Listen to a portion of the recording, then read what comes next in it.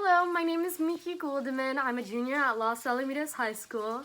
I went to elementary school at John Francis Hopkins Elementary, or Hopkinson. My favorite subject is history. I like to learn about the past. My favorite activity is drama. I love to act. And I want to be a mortician or an actress when I grow up. Favorite pizza topping is cheese. Plain and boring, I like cheese. I'm spending my free time reading a lot and drawing and painting. I've become an artist. I like to draw mushrooms. Okay, and today's book is a little Swiss book called A Bell for Ursli. It's about a little Swiss boy who will defy everybody. A Bell for Ursli.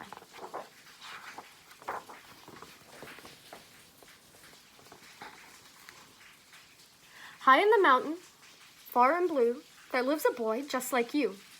See that wee village, poor but neat? His is the last house on the street. The house is old and snug and small, with pictures painted on the wall.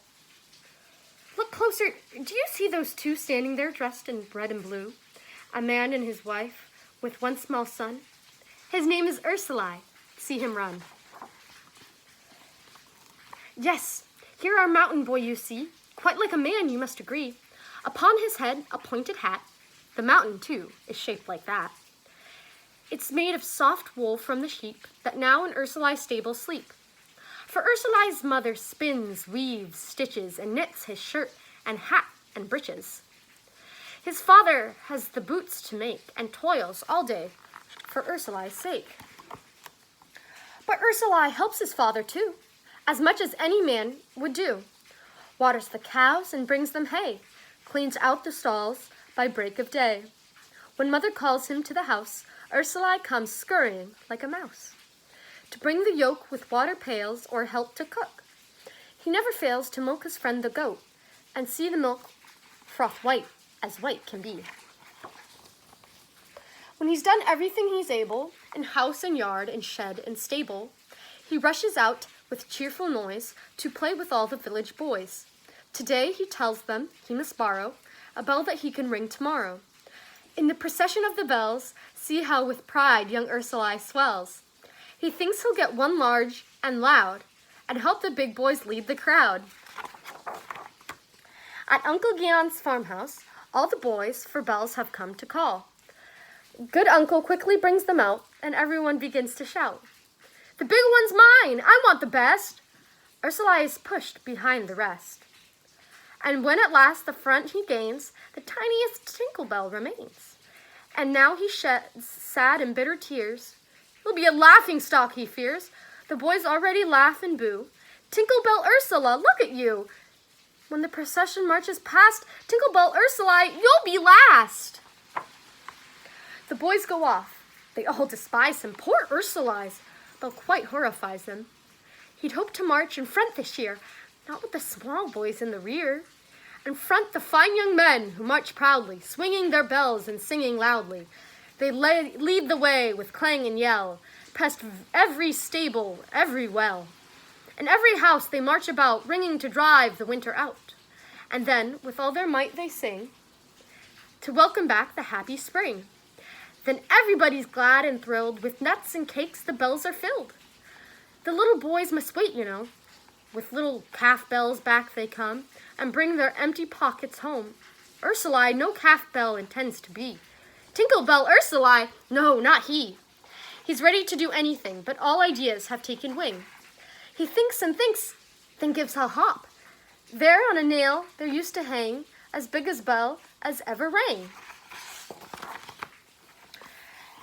As quick as though he's on his way, no fears would make our Ursli stay.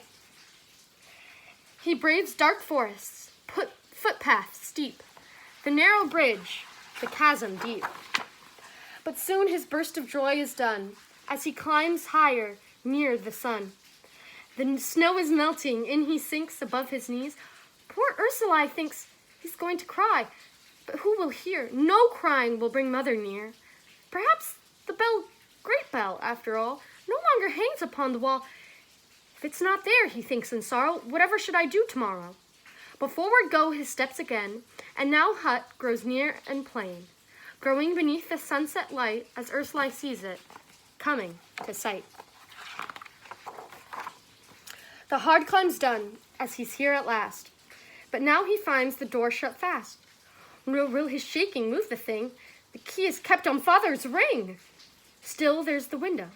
Ursli's thin, he can manage just to squeeze in.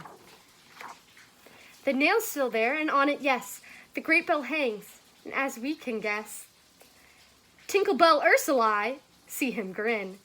Oh, how they'll stare when I walk in. He scrambled on the bed and stretched, high up on the wall, down it's fetched. Heavy and round, how fine to see, a belt of flowered embroidery, to hang it from with clasp of gold, and how it rings so clear and bold. By now he's hungry as can be. He looks all around, what can he see? Ah, hanging above the dishes, a loaf, the very thing he wishes. Then he sits down. It's grand to eat, but he's tired out, from head to feet. And since he's free from every care, slumber comes softly, light as air. The bed of straw is a cozy nest. In deep, a sound sleep can Ursli rest. Now in the valley far below, to house and stable homeward go, tired men and beasts to dream at ease. But beneath the mountain trees, small fox and chamois, deer and hare, out in the snow must coldly fare. There, in the moonlight, they can trace child footprints to the earth's white face. And up the snow track softly creeping, they reach the hut and Ursli sleeping. Fox pricks his ears and says to deer, what can that boy be doing here? Mother is waiting. Darkness regains. Small stars shine through the open window panes. She looks all round in the street and square to see if Ursli's hiding there, while father by the stove sits down and asks quite crossly for his son. But though at every house they call, no one has been in the boy at all. No, everybody seeks all over, but still no Ursli they discover. In vain the lantern lights the gloom, its beams do not bring Ursli home. His anxious parents, worn and sad, go home again without their lad. They sit and watch the pine logs burn, and still their boys do not return. Poor mother weeps, the clock tick on. Alas, where has young Ursli gone? Father can't settle anyhow. He starts to carve his son a cow. The village sleeps, but wide awake they sit and wait for day to break. Now, swiftly flies the deep dark night. The mountain sees the sun's first light. And as the sunny morning breaks, young Ursli rubs his eyes and wakes. He must at once be on his way. Whatever will his parents say? He takes the bell, quick, see him go, running across the firm hard snow, for overnight it froze again. One mountain pasture, wood and plain, the animals flee far and wide. So swift is Ursli's homeward stride. A twinkling, and as you can see, before his own carved door stands he. 3 times he bangs the knockers down, and footsteps to the door have flown. Quick at the latch his mother tugs, her darling son she sees and hugs, while Ursli climbs her skirt and clings, arms and bell around her neck he flings. The bell procession's on its way, and who is in the front? Hooray! It's little Ursli, Ding Dong Dell, who has by far the biggest bell. And everyone is full of joy to see once more that little boy. To dinner now the 3 sit down, vanished is every care and frown. And Ursli, his adventure past, tells all about what happened first to last, and how he escaped from shame. Father's too overjoyed to blame. Mother brings chestnuts piping hot, with cream poured over, such a lot.